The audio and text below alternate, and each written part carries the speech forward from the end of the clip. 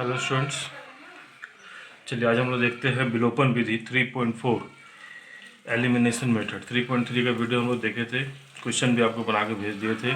3.4 देखिए, विलोपन विधि elimination method, ठीक है ना।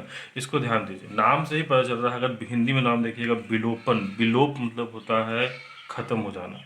एलिमिनेशन, एलिमिनेट का मतलब होता है खत्म हो जाना, वहाँ से हटा देना, एलिमिनेट कर देना। तो अपने नाम पे ही ये चलता है।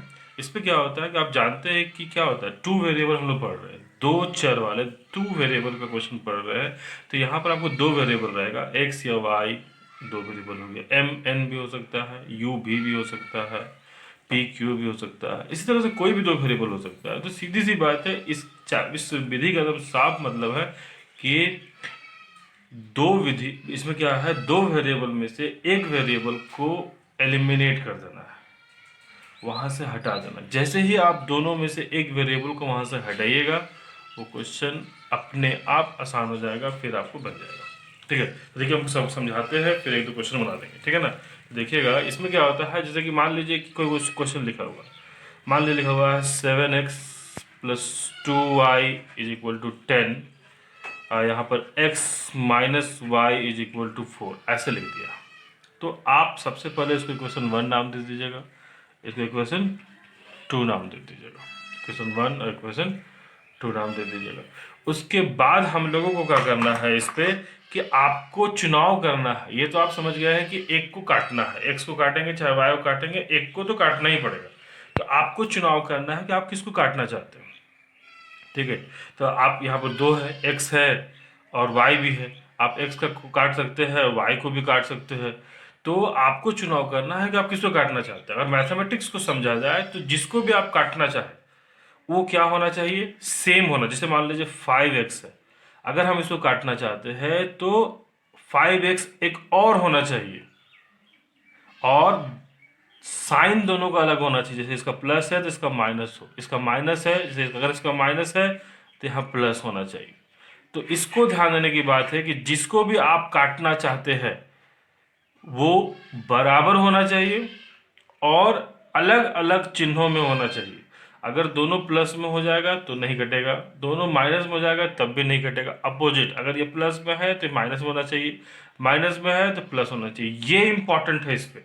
अगर जैसे कि आप यहाँ वाई को काटना चाहते हैं, तो ये जो 2 है यहाँ 1 है, तो पहले या तो ये 1 को 2 करना पड़ेगा, चाहे 2 को 1 करना पड़ेगा, ताकि दोनों सेम आ जाए।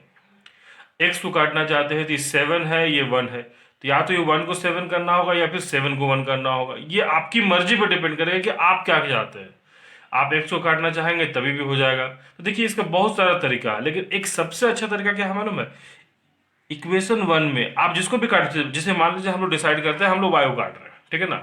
तो आप वाई को काट रहे हैं तो इसका कॉफिशियंट यहाँ पर जो भी है, यहाँ क्या है +2, तो इक्वेशन 2 को उससे गुना कर दीजिए। ठीक है, समझिएगा, इक्वेशन 1 में हम जिसको काटना चाहते हैं उसका कोएफिशिएंट जो भी है उसको इक्वेशन 2 से गुना कर देंगे। इक्वेशन 2 में हम जिसको काटना चाहते हैं उसका कोएफिशिएंट कितना, -1 है, साइन को छोड़ दीजिए, 1 है, तो इसको 1 से गुना कर देंगे। उल्टा, 1 में जो कोएफिशिएंट है उसको 2 से मल्टीप्लाई करेंगे, 2 में जो कोएफिशिएंट है उसको 1 से मल्टीप्लाई करेंगे। और एक चीज और क्या करेंगे, दोनों का साइन देखेंगे क्या है, प्लस माइनस अलग अलग साइन है। तो अगर अपोजिट साइन है, अगर अपोजिट साइन है तो याद रखिएगा, अपोजिट साइन में हम लोग दोनों को प्लस कर देते हैं, मतलब जोड़ देते हैं। ठीक है, लेकिन अगर जैसे कि मान लीजिए एक्स को काटना पड़े तो यहां दोनों सेम साइन है, तो अगर सेम साइन हो गया, समझिएगा बात को, अगर सेम साइन हो गया तो हम लोग माइनस कर देते हैं। क्या करेंगे, माइनस कर देंगे। ठीक है, अपोजिट साइन है अगर तो हम प्लस कर देंगे, और सेम साइन है तो हम लोग माइनस कर देंगे। ठीक है, इसको ध्यान देने की बात ज्यादा है। ठीक है, ठीक है, तो समझ में आया। सबसे पहले सेम करना पड़ेगा, डाटा को सेम नहीं कीजिएगा तो कैंसिल नहीं होगा। दूसरा है अपोजिट साइन मिलाना पड़ेगा। तो क्या करेंगे हम लोग, सबसे इंपॉर्टेंट देखिए, बहुत सारा तरीका हम फिर से बताया, फिर से रिपोर्ट कीजिएगा। इसका कोएफिशिएंट को इससे मल्टीप्लाई करेंगे, इसका कोएफिशिएंट को उससे मल्टीप्लाई करेंगे, और जिसको काट रहे हैं अगर वो अपोजिट साइन में है तो प्लस देंगे, और अगर सेम साइन में है तो माइनस देंगे। इसको याद रखिएगा। ठीक है, अब एक क्वेश्चन बनाते हैं जो आपको क्लियर करेगा। ठीक है, ठीक। देखिए एक क्वेश्चन लेते हैं हम लोग, एक्सरसाइज 3.4 का क्वेश्चन नंबर 1 का 1 लेते हैं, ध्यान से देखिएगा।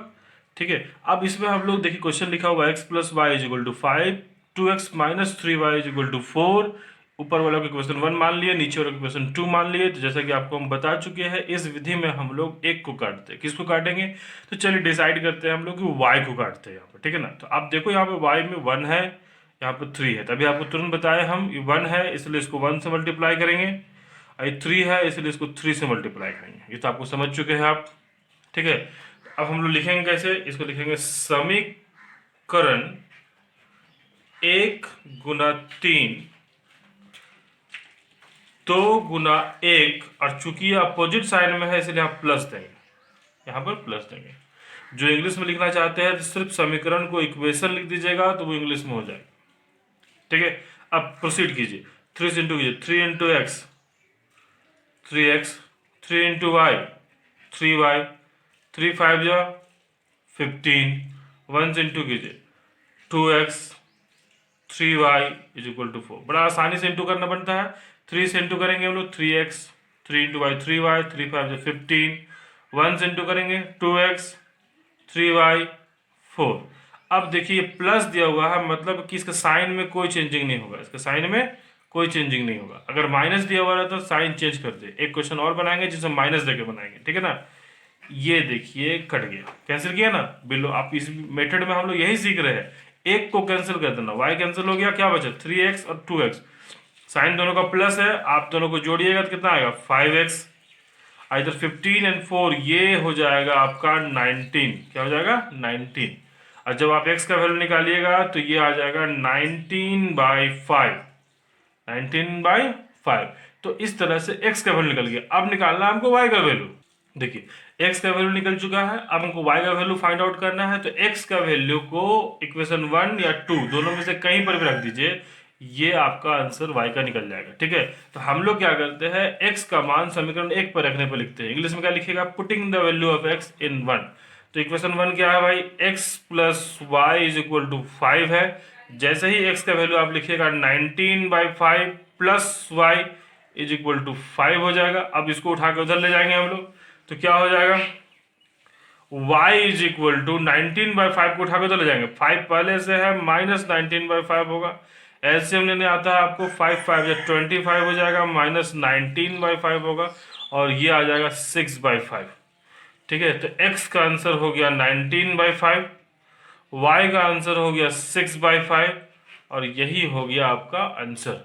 ठीक है ना, यही हो गया आपका आंसर। चलिए अब इसी क्वेश्चन को एक बार हम लोग x को काट के बनाते हैं। एक बार मैंने y को काट के बनाया, अब x को देखिए। क्वेश्चन आपका जाना पहचाना पुराना ही क्वेश्चन है, x plus Y is equal to 5, 2x minus 3y is equal to 4।